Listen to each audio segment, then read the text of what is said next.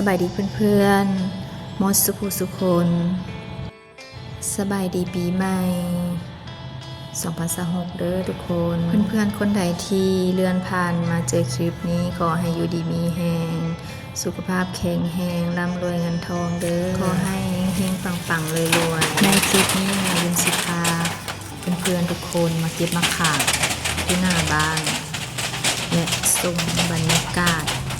มีต้นสวยงามๆซึ่งต้นมะขามต้นนี้แมนตั้งอยู่หน้าบ้านของแม่อลินเองฮอดงามฤดูเก็บเกี่ยวมะขามสุกแล้ว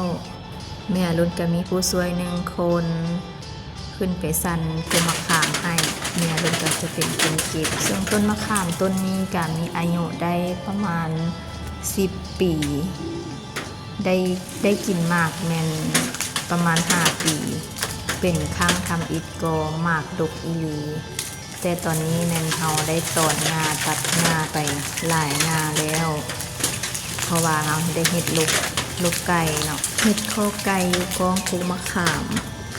จะมีข้อไก่แม่แล้วก็คอกนกกังแกอยู่ทั้งกลางแล้วก็ทั้งคอกจะมีคอกตุ๊กตาซึ่งเลี้ยงตุ๊กตาอยู่2 ตัวนกกังเกนั้นจะมีประมาณ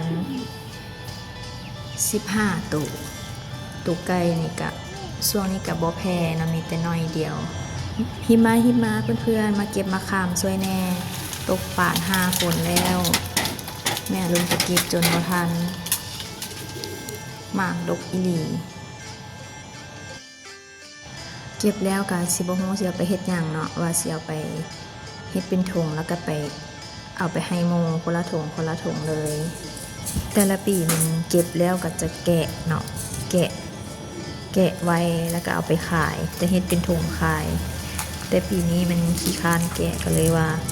เอาไปให้หมู่ซื่อๆสิเก็บไว้บางส่วนเนาะเก็บแกะใส่ถุงไว้เพื่อเอาไว้กินให้กุ้มปีหน้าก็จะมาเก็บใหม่เขาสามารถเอาไปใส่ตำมะคุงตำมีเนาะเฮ็ดเป็นส้มได้เนาะกินกับแจวเนาะเขาสามารถเฮ็ดเป็นมะขามเปียกแล้วก็เอาไปใส่แกงปลาใส่ต้มไก่เนาะมะขามนี่ก็พอดีกินนะทุกคนจะบ่ส้มหลายจะเป็นส้มหวานตอนนี้กับเวลาประมาณ2 โมงป่ายแดดกำลังกาเลยอากาศร้อนๆบรรยากาศตอนเช้าก็หนาวอยู่แต่ว่าตอนสวยหันแม่นร้อนตอนแรงมาก็หนาวน้อยนึงตื่นเช้ามาก็พอดีอยู่สวยๆมาก็แดดร้อนมาส้มมะขามสุกน้ำกันเลยทุกคนหลายอีหลี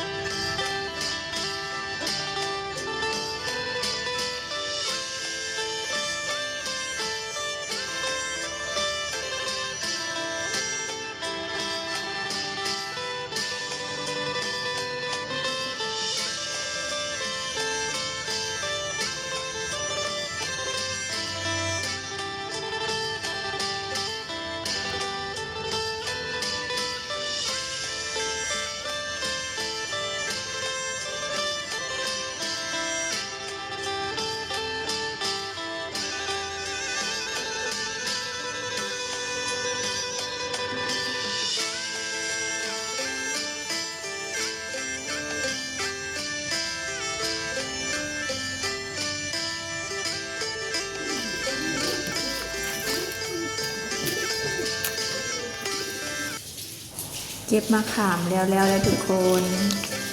จะได้อยู่2 กะตาแต่แม่ลุนเอาให้เบิ่งแต่1 กะตาเนาะเดี๋ยวสิมาปอกให้เบิ่ง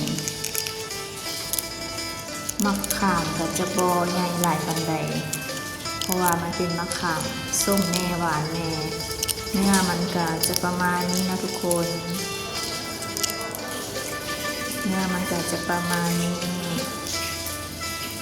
แกนมันก็บ่ใหญ่ปานใดเนื้อหลายอยู่